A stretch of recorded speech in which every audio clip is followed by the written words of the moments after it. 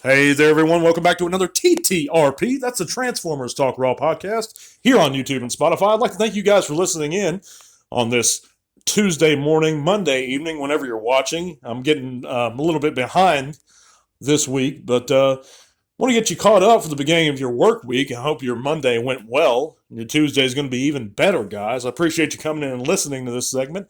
And we're going to jump right into it, guys. This is the top 5 things in no particular order that every collector, not even Transformer collectors alone, but if you collect any kind of collectible toys or anything at all, you should avoid. And remember, these top 5 are in no particular order. But before we jump right in, guys, I'd like to say that I really appreciate you guys coming in and listening. If you enjoy what we do, please, and you have the means, please consider supporting our channel and the podcast on Patreon. Your $3 a month goes a long way into helping us grow and helping us get those great giveaway figures that we give out each month.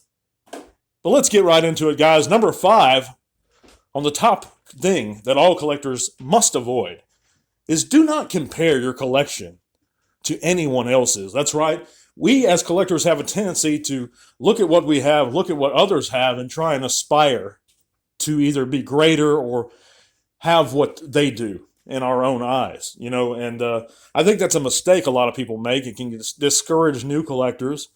It can stretch us beyond our means. So never compare what we have to anyone else's. What you have is awesome. And even if you have a collection consisting of 5 bots or whatever you collect, it's an awesome collection because it's your collection and it's special to you. A lot of us have stories behind certain figures we've acquired. Maybe they were on the hunt, or they were a gift to us, or maybe they're from a childhood memory. So never compare what you have to someone else's. Your collection is unique and it's you. It's an extension of you.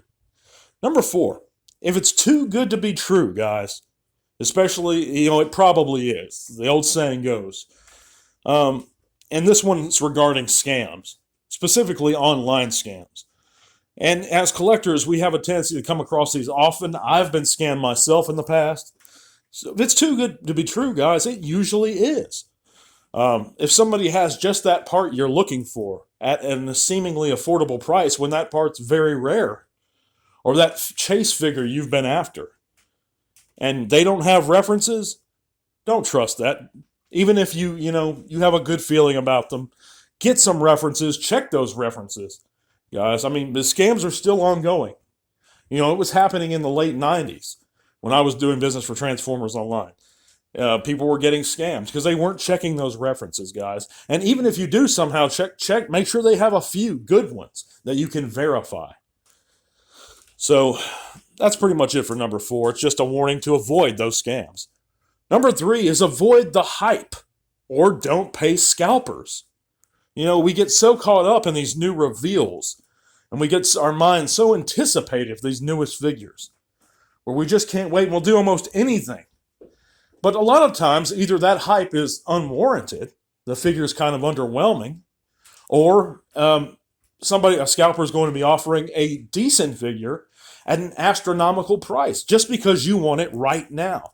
Have a little patience. Don't hype yourself up for it. If it's a great figure and you've seen the reviews in hand, then just let what it'll be, or let it be. You guys know what I'm trying to say. Avoid that hype, guys. Number 2 is let's budget. Even if you have the means to acquire any figure you want, you still want to make a budget. It's just smart common sense. It's smart money management. It's smart financial planning.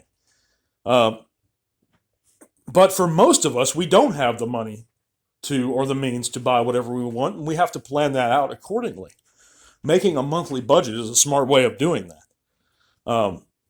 Say that you set yourself a max, 1 figure a month. Even if it's just doing that, it's a smart idea to do it. But it's an even smarter idea to plan out what you can spend on collectibles and our hobby each month. Even if it's, every 6 months. Even if you got to do that. So budget. Avoid not having a budget. But number 1, and these were in no particular order again, never, and I've seen this one happen, guys, time and time again, never sell your collection. That's a mistake that I see guys. They'll do that and they'll turn around. I've done that in the past once, and I regretted it. It's just a mistake. Even if you think you're in these dire straits, if you have no other choice, I mean, literally, if it's between that and surviving, then I can see you doing it. But if it's just because you want some money and you're getting a little burnout, that burnout's going to go away, and you're going to get nostalgic again. I promise you that's going to happen. So if you're just doing it because you want some big ticket item or you're just burnt out, don't do it. There's no call for it. If you have medical needs or a medical emergency, I can understand this. But any other reason is not sufficient, guys, because it's just something that's a part of us. You're really selling a part of you if you sell your collection. Or even if you're starting to unload a few bots. Even if you put it in your mind, I'm only going to get rid of this type and collect this type. That has a dangerous chance of snowballing. So avoid doing that if you can. There's a reason you bought the figures you did, because you like those particular figures. Avoid selling your collection. But I'd like to thank you guys for listening. I hope you guys are going to be back at the end of the week. We're going to have another segment. God bless. To all are one. This podcast is made possible in part thanks to the amazing support of our patrons. Click the link to our Patreon in the description below if you'd like to help keep Tea Talk Raw going strong. Thank you.